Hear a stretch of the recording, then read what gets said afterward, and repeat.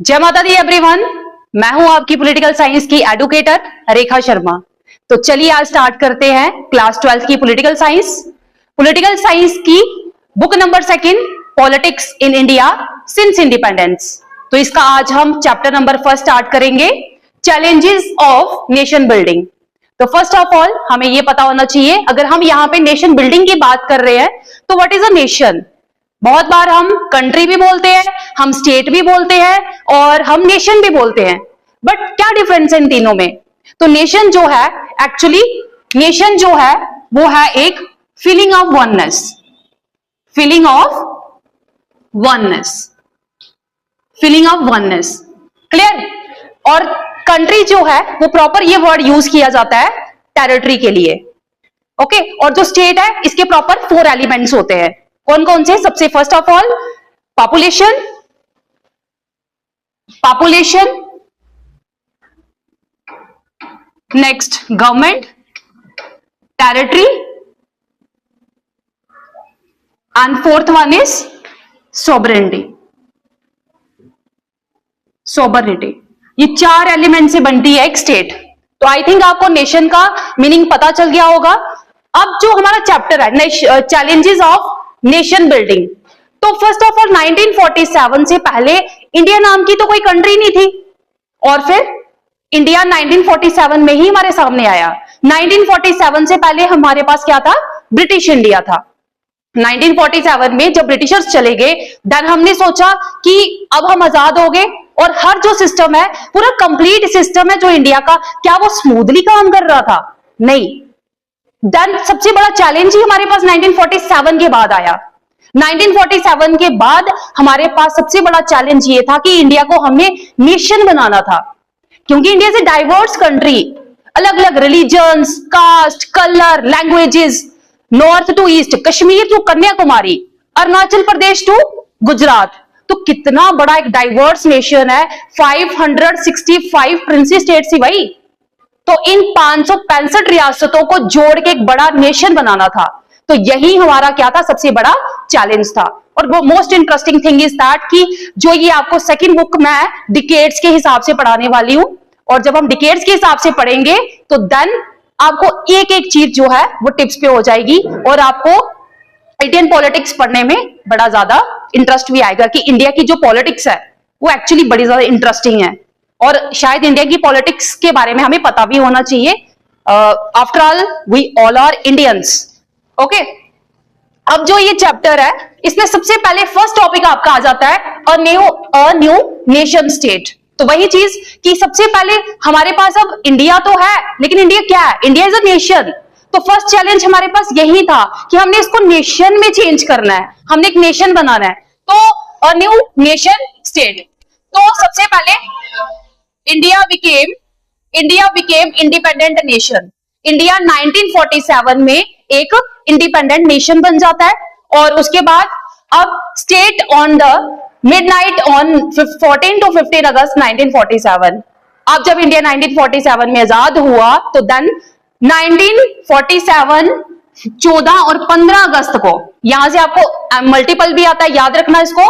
14 और 15 अगस्त 1947 को आधी रात को, मिडनाइट को, पंडित जवाहरलाल नेहरू ने एक स्पीच भी दी थी, जिसको बोलते हैं tourist with destiny, tourist with destiny, clear.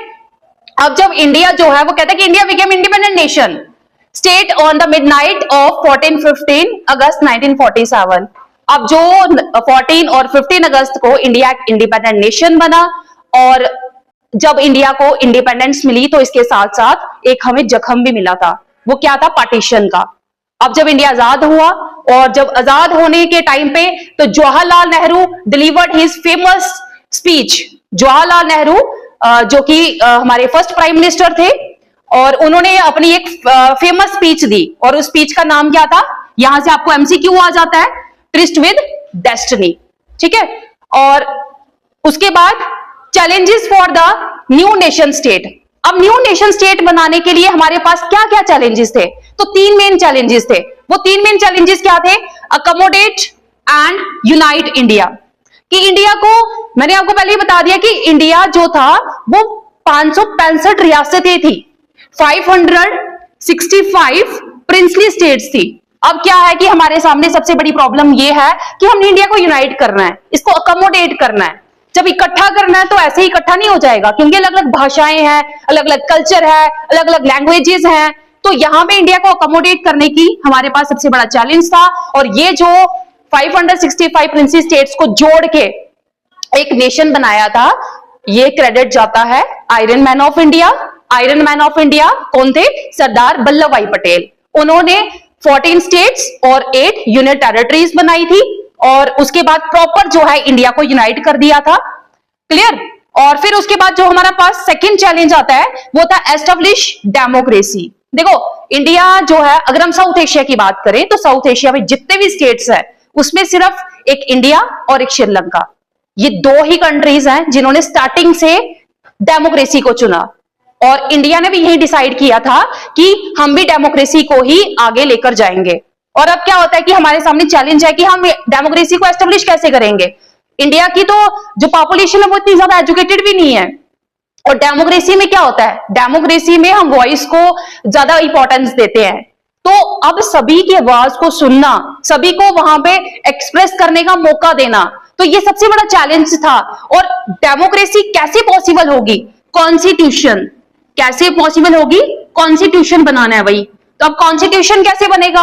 अब कॉन्स्टिट्यूशन भी ऐसा होना चाहिए कि जिसके अकॉर्डिंग हर एक रीजन के लोगों को प्रेफरेंस मिले, उनको ये फील हो कि हाँ हम इंडिया में रहते हैं और इंडिया में हमें राइट्स भी हैं, इंडिया में हमारे लिए हर वो चीज पॉसिबल है, हमें वो हर चीज मिल रही है, तो तब हम इंडिया के साथ ज्वाइन होने को रेडी हैं।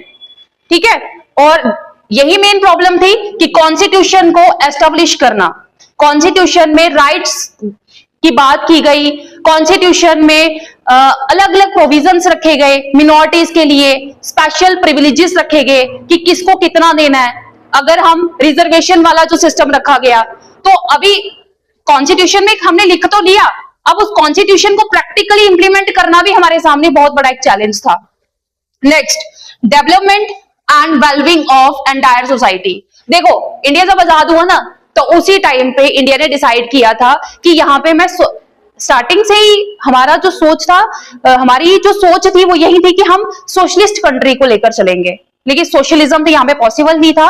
तो इसीलिए हमने बाद में 1991 के बाद जो प्रॉपर इंडिया का जो मॉडल हमारे सामने आया वो मिक्स्ड इकोनॉमी का मॉडल आया, जिसमें हमने कैपिटलिज्म को भी चुना और सोशलिज्म को भी चुना।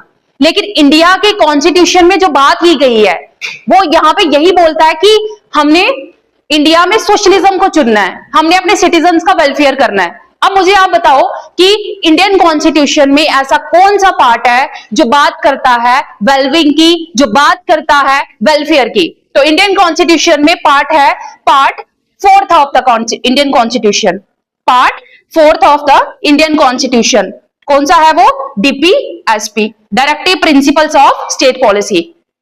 इसमें स्टेट्स को डायरेक्शन दी गई है कि स्टेट्स के पास जब भी वो फैसिलिटी अवेलेबल होगी तो वो अपने सिटीजन्स को देगी। ठीक है? और DPSP बात करता है wellbeing of the Indian citizens. तो अभी यहाँ पे थर्ड चैलेंज हमारे पास यही था कि development and wellbeing of the entire society, कि हम पूरी सोसाइटी का वेलफेयर करेंगे और आगे चल के DPSP में से जैसे जैसे स्टेट के पास वो चीजें अवेलेबल होती गई और स्टेट वो चीज अपने सिटीजन्स को प्रोवाइड करवाती गई। तो ये 3 मेन चैलेंजेस थे। आई थिंक ये बहुत अच्छे से आपको क्लियर हो गए होंगे, और ये आपको 4 मार्क्स का क्वेश्चन आता है, ये मोस्ट इंपॉर्टेंट टॉपिक है। और अब आप मेरे को बताओगे कि इंडियन कॉन्स्टिट्यूशन में टोटल कितने पार्ट्स हैं?